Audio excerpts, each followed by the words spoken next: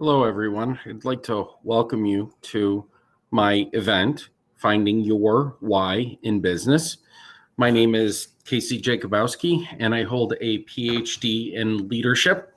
I also happen to have Lean and Six Sigma certification from IISC, as well as MBTI certification. This is a really great opportunity for those of us who are in business to figure out why we're really in business. I think that the first point that we always need to realize is that our day-to-day operations and life create many opportunities for us to change the world as we know it. I also feel like that we have a lot of major points where there's conflict between what we want to do and what we are asked to do. This is especially true in our rural communities where we often face a conflict between the work that we feel is relevant in our business and the work that our community feels relevant. There's a lot of research out there, and there's been a lot of presentations about what defines your why. For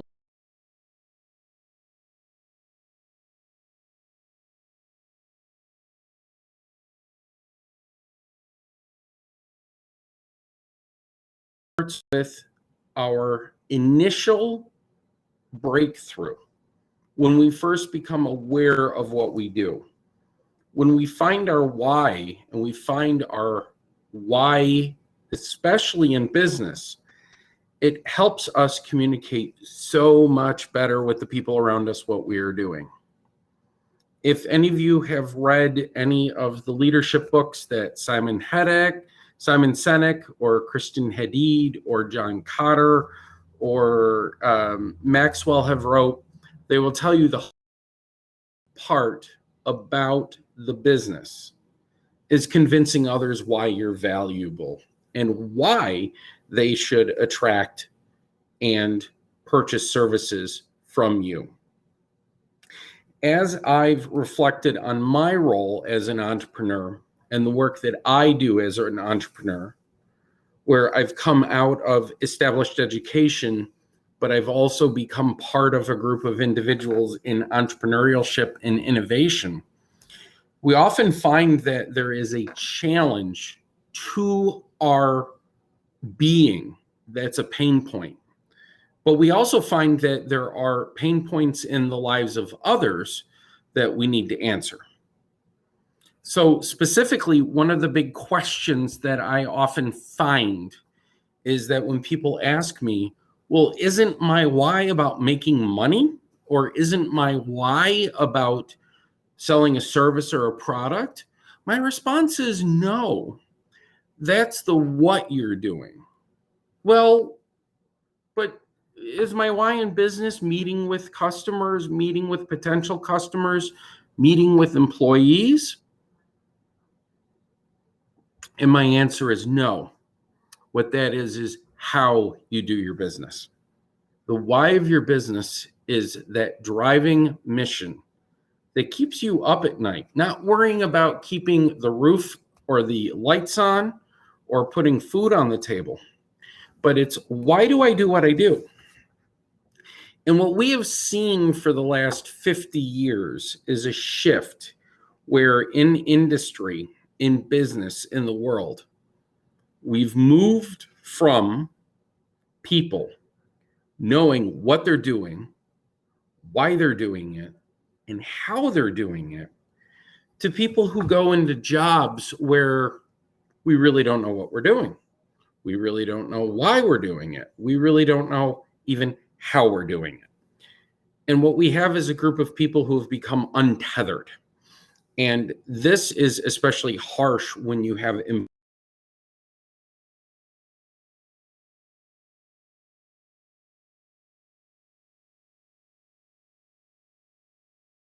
but every single part must mesh, or else you get dissonance and you get angry noises. For me personally, I think the easiest part of being the orchestra director is that you get down off the stage and it's your people. They make the world work. If you think of sports too, you also begin to realize that you have a team, whether it's soccer, football, baseball, lacrosse, hockey. Every player, every coach, every tangential person needs to know the purpose. They need to understand the why in order to drive everyone forward. I have found in my world, which is coaching entrepreneurs and coaching innovators, that they may believe that they have the next big thing.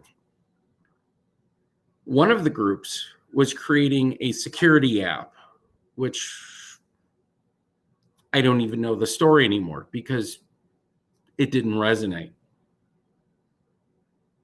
But when they talked about their why for creating an app that would provide people with Alzheimer's or dementia safety, that I remember. And their why came from how they saw their grandparents decline. I had another group of innovators who were trying to create electricity that would provide people a way to power their homes in the midst of a natural disaster. But they didn't have their why down.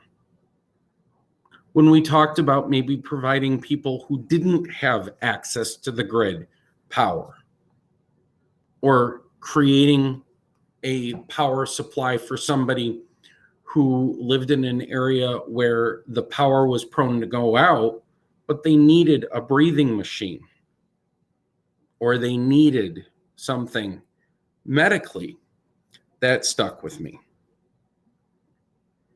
Also, what sticks with me is the idea of solving big ideas through small steps. There have been a lot of discussions around how can we make the world better for people? How can we create a place that is better? And you always start with a small step. Think globally, act locally. My response to finding your why is to go down to your core. Is it because you want to end something? Or is it that you want to begin something? Are you looking for an opportunity to help people? Or are you looking for an opportunity to share with people? Do you want to create stability within your world? Do you want to create stability for others? Finding your why is about your heart, which is down here, your head, which is up here, and your gut. All three of them have to be in alignment. Let's think about that for a second. You need your head, your heart, and your gut in alignment, or else you can't have your why. It's very easy to become distracted when you're not crystal clear on what your goal is and what your message is. It is very easy for you to overthink the world around you if you don't have a clear message. Because there's a lot of intellectual and there's a lot of deep thought that happens when you're in the midst of perpetual chaos. But what is your why? And that should be the solid, quiet narrative that keeps you engaged day in and day out. It should be something that almost becomes a mantra from your work to your home and your home to your work. Why am I engaged? Why am I doing what I'm doing? I want to make money. I want to keep my family in a good situation, but I want to make a difference. And the narrative and the telltelling and the storyboarding must be about the why. The second part of the head, heart, and gut is about what you feel. When we talk about what we feel, and we talk about the deep feels of businesses, we are often reminded, don't fall in love with your business. Be ready to abandon it if it is something that is not working. But we are also told very clearly that without clear commitment and without that overriding passion, we cannot become successful. I challenge that thought with this one counter thought. Are we truly invested, not just intellectually, but are we invested with what we believe in? Do we believe in ourselves when others do not? Do we believe in creating our why to do something so courageous that we have allowed ourselves to walk away from freedom of working from others, where they have to think about that responsibility, to I have to think about that responsibility. And I have to be ready to assume the welfare of others. You often hear stories about heroes, military, sports people, where they gave of themselves because they truly and passionately believed in the cause that they were working for. Whether it's somebody who is fighting to put down oppression, or if it is somebody who is fighting to save their homestead. History is full of people who made irrational decisions with heart. And I think that the story that we tell ourselves about our business is super critical because we want others to believe in us. We want others to know the why that is in our heart. But we also need our gut, which is the feeling of how we are going to get there, how we are going to do right. There are systems, there are procedures, there are learnings. There are a number of different courses that are available within businesses. And they're talking about doing a fishbone exercise or a pain point exercise, or they'll tell you to do customer interactions, or they'll talk to you about going out and do research for your product or your service. But one point that they can never get to is the gut feeling. The guided by, I wonder if I'm doing this for the right reasons.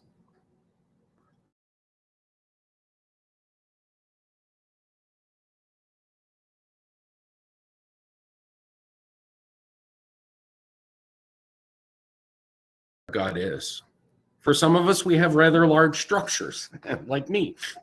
But for others who are newer to business, they do not often see how this creates or how this world works. They often miss the subtle cues and hints. And this is why you need a mentor. You need somebody who can help you bring together the head, the heart, the gut. You need somebody who has clear eyes, clear ears, and clear saying. You need a person who can work with you about what is your why. Is it to provide energy for people who need it? Is it to provide goods and services for travelers? Do you want to provide clothing for people who just don't quite fit? Do you want to sell a piece of Americana so that people can remember their journeys, or that they can show somebody how much they care about them? Or do you want to help feed them by giving the individual the food that is nourishing for both their body and their soul?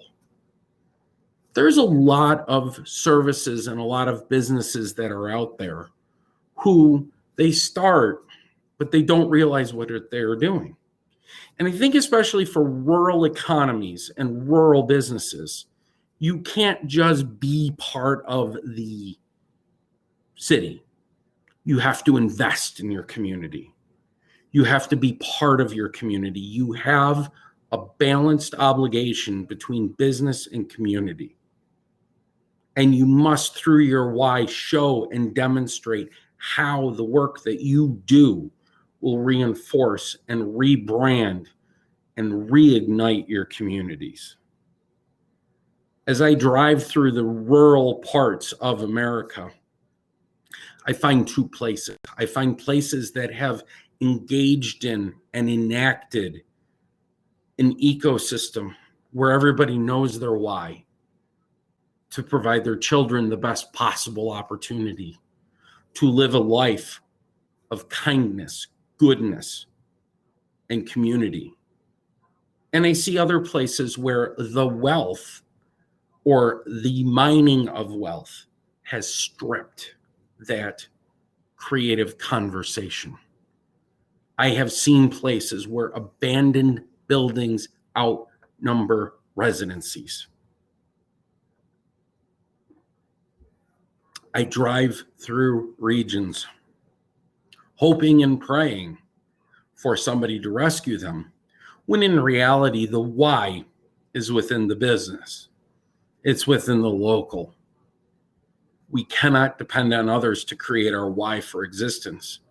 What we can do is we can create the ecosystem that will allow us to work with our neighbors, to create a why, to go forward and invent and invest a new narrative. And the narrative, no matter what we do, no matter how we do it, starts with finding the why. And a why moment can move people. A why concept can humble people. A why can inspire people. But what you need to do is find in your heart of heart what your why is. The exercise begins with thinking about, to what extent do I make a difference in the world? And how has the world made a difference in me? And as you think about your why, you think about along the way in my childhood, along the way in my young adulthood, along the way in my adulthood. What do I do? How do I do it? But why do I do it? Do I create an opportunity to raise people up? Do I create an opportunity to support them? Or do I create pathways for success when they have let the imposter syndrome and the naysayers get in the way to the point that they don't believe in themselves? The rural challenge is overcoming the narrative of can't with a narrative of we are, we will, and we shall. The rural narrative of finding your why is about creating a community that believes in the work that you do day in and day out. For a country store or a general merchant, it creates safe places for people to stop, to use a restroom, to get nourishment. And it may provide them with an opportunity to pick up something so that they can say to persons at the end of their destiny, I just think of you.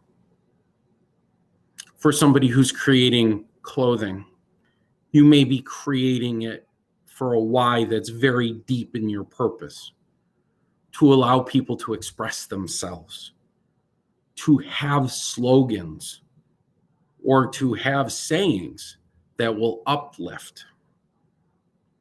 The why, if you make food, could be about offering new tastes that gave you memories to the point where you were moved.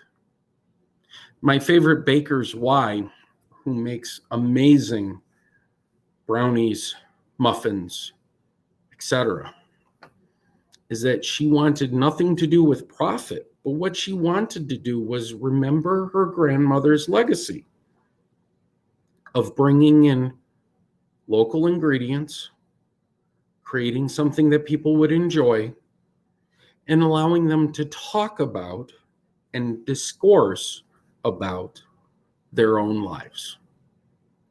And her greatest contribution was not the sugary, pillowy treats of those cupcakes and muffins. No, her why, though, was the memory of her grandmother. Another creation that I saw was very clear about a group of people who wanted to create a water filtration device. Now, there's a lot of water filtration devices out there, but their why was to create something for people who lived away from water plants. They wanted to create a water filtration device that could run on people power or animal power or wind or solar if it was away from the grid, because they knew there were a lot of places where water quality wasn't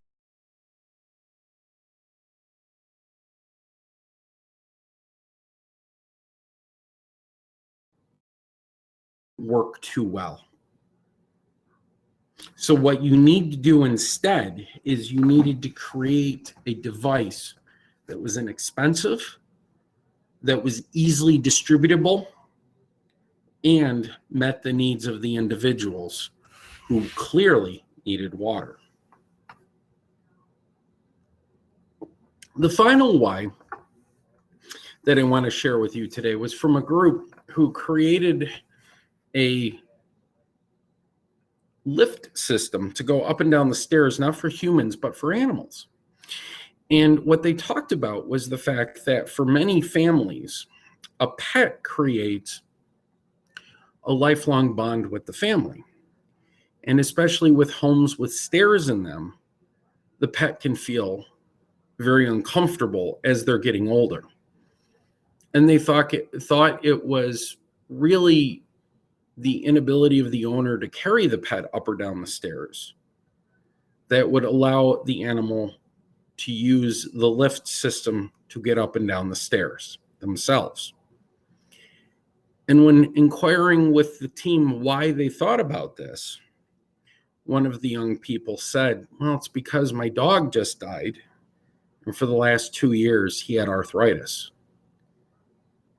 See, one of the points about invention and one of the points about why is that it's something that sticks with you. And it is something that creates for you an opportunity to address a deep-seated thought or need or community engagement point. When you look at what we think about with our why, and when you think about the business's why, you don't just want to be selling something. You want to have a story behind why you're selling it. because Americans have become increasingly enamored with local and craft and stories behind their products. We are revisiting early America and America up into essentially World War II before mass production kicked into effect. For most people, the why of creating a product was their expression of pure joy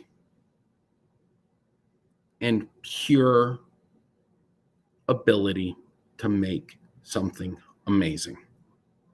And now people want to know the story behind it. They want to know the story behind the creator.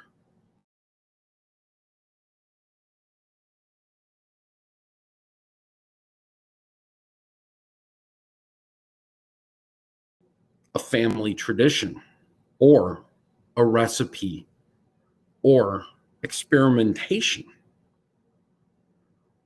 Just like we've always thought about how we get to the present, finding your why in business is about clarifying a story. And you do that through not only thinking about the details, but you do that when you think about who is part of your story. You think about who is the major player in your story. Is it a pet? Is it a relative? Is it an ancestor?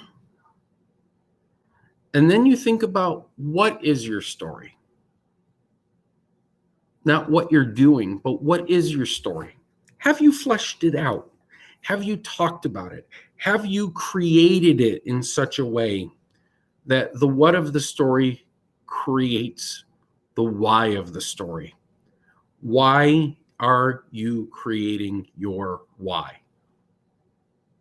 Is your goal to inspire people? Is your goal to create a bond with people? Or is it something different where you're not quite sure yet? And when you think about the where of your story, did it start at your home? Did it start in school? Did it start with a family? Did it start with a dream? When do you utilize your why? Part of it is to create your story about your business and what you're doing. But when is also your life? Is it something that you've been passionate about for years? Or is it something that has only come to you recently through growth, development, and experience? I think that when we look at our why and we think at how we can center in on what our business does, you think about a floral shop. They are there for the most joyous occasions. When somebody first falls in love, when somebody is married, when a new baby is brought into a family, when you need to say you're sorry. And they're also there for the most horrible of occasions, when somebody is sick and not recovering, or when somebody has passed away,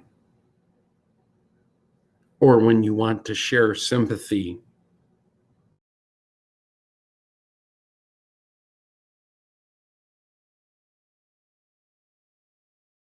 arrangements.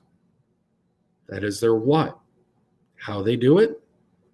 By artistry. But why they do it? Because everybody needs the beauty.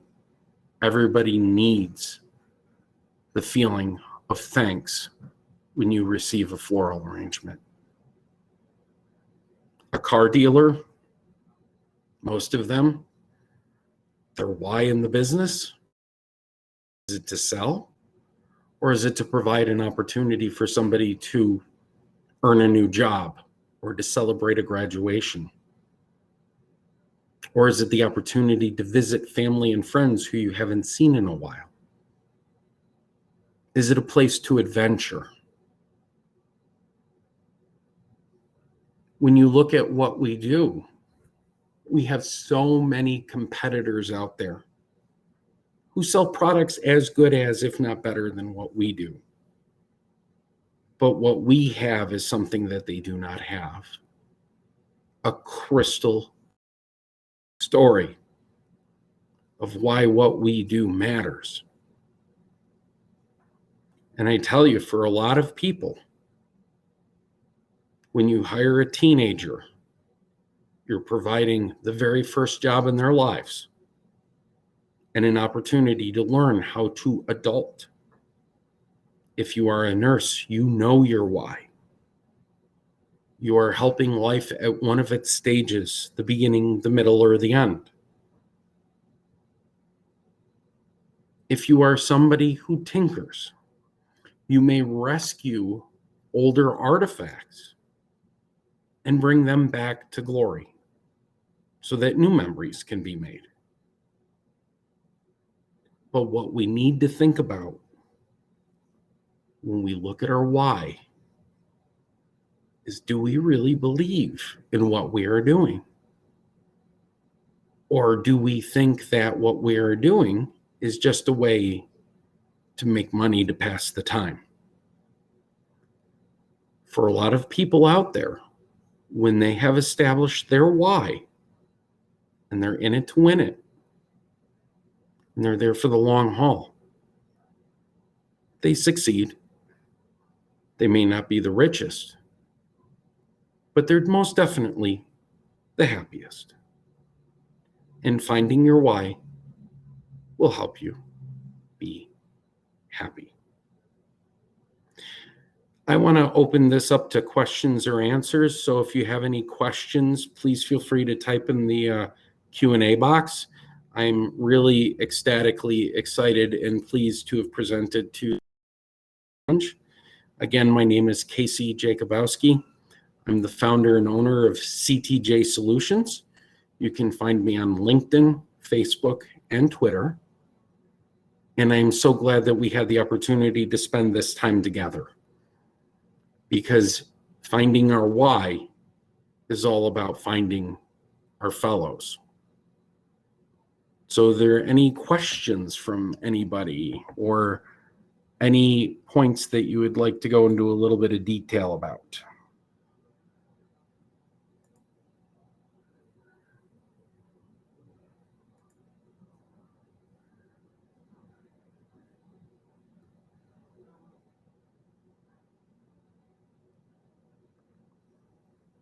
So Ronaldo asked a question, wonder how past businesses were complete failures when there was no why. That's a great question, Ronaldo. And I think one of the points that we have to think about our businesses is that they failed because people were going in different directions. They didn't have a unified voice. They didn't have a unified reason for being. As a kid, I learned to read a map and a compass. And there were different paths to get to the same objective. But if there wasn't a clear path, it took longer, it was harder, and it was really way more uncomfortable than following a clear guiding path. And the why is almost like your North Star. It will guide you in the direction you need to go. And it will be the voice that whispers to you. Brian, you spent so much time building and learning, I've forgotten my why. Well, I think what I would challenge you to do is to accept that you have done a lot of work and to circle back on, well, why have you built and why have you learned? Is it you have an insatiable desire to do better? Or is it that you want to create something that fills a niche or fills multiple niches? You know, I think that this is something to really, really sink your teeth into, everybody, is that it is really an idea of your why can guide you through multiple iterations. You know, I thoroughly believe that I got into business coaching to help people not waste their talent, or in a more positive way, to help them grow and develop into the most talented individuals.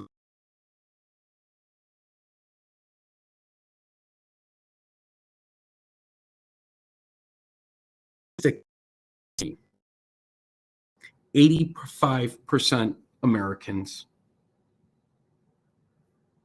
85% of Americans are not engaged in their jobs. Why is that? For 85% of Americans, they don't know their why. They don't know the purpose. They don't know the goal. They don't know what they do. And I think when you look at leadership and you look at communications and you ask people out there, what they will tell you very emphatically is that you need to communicate to people who work with you what they are doing, how they are doing it, and why they are doing it. If you've ever seen a movie called The Office Space, you'll know that they had to fill out nameless and numerous reports, but nobody could explain why. It was just do it. I think that there was a question of how quality and how this idea of what you wanted to do could create problems. I think that what we see for a lot of businesses is that they do need to be readily available, the mission and vision for a company, but there's also a deeper why to that. Why did Ford create the Model T? Why did the Wright brothers go after air missions? You know, if you look at it, Southwestern Airlines talks very emphatically about how they are going to create a low-cost carrier for people, and peanuts aren't part of the process. Well, with the number of peanut allergies, I totally get that. But for a lot of companies, big companies, they don't know why they're doing business. They lumber along with money and with people, but they're not making a difference. And we see a lot of companies that have crashed and burned because of it. We see a lot of providers in different spaces say, well, we want to make money. Yeah, that's okay, but to what extent? You know, you think about to what extent is your goal of making money really contributing? And you have to wonder about that sometimes. And you have to wonder about how the legacy that people are going to leave is impacted by a clear why statement or not. I believe very emphatically that if you look at the mission, the vision, the practices of an organization, you will see that they've drifted from the ideal to the implementable. And when companies move from the ideal to the implementable, or when they move from their why to how and what, there's a really, really, really critical piece that goes missing. I'd also like to share with you that I find it interesting that we are having a problem in American society where, with 85% of the people not engaged in work, we're blaming the workers as opposed to the system. Because maybe the system needs to be re-examined. Maybe what we need to do is we need to think through very emphatically how the system has created drones. And is that all we want?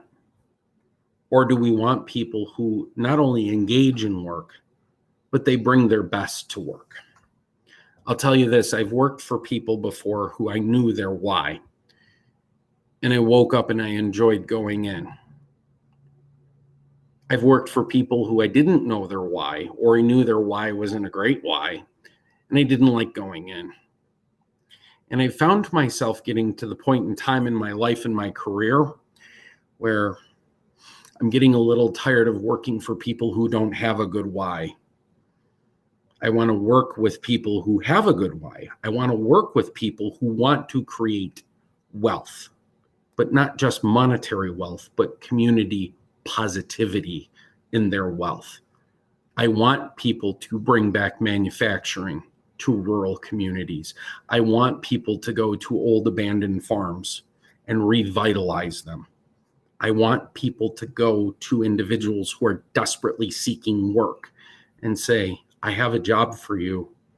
Come help me make this place better. I want somebody who's going to go into schools and say to children, you literally can be anything you want to be. And I'm here to show you the way. I will mentor you. I want people to go up to a nurse and say, thank you for what you've done. Now tell me what you need to make your job better and your patient's life easier. And I think there's enough wealth out there that we need to start encouraging people to be citizens and community engaged. And I would like to lead that way by a role model example. Because I think it's more important for us to walk the walk than to talk the talk. Okay, so we have less than a minute left in my session. Any last minute questions, comments, or inquiries? I am available at, and I'm putting my email in the chat box if you want to talk to me about anything that you may be interested in. Oops, I'm sorry, I mistyped my address. How can I do that? There we go. So that's me, KCTJakubowski@gmail.com. And again, I'd love to talk with you about your why and help you develop your why as you're going forward, especially if you're stuck. So I had a wonderful time. Thank you so much. And take a look. I'm on Twitter, LinkedIn, Facebook, and email. Thanks all.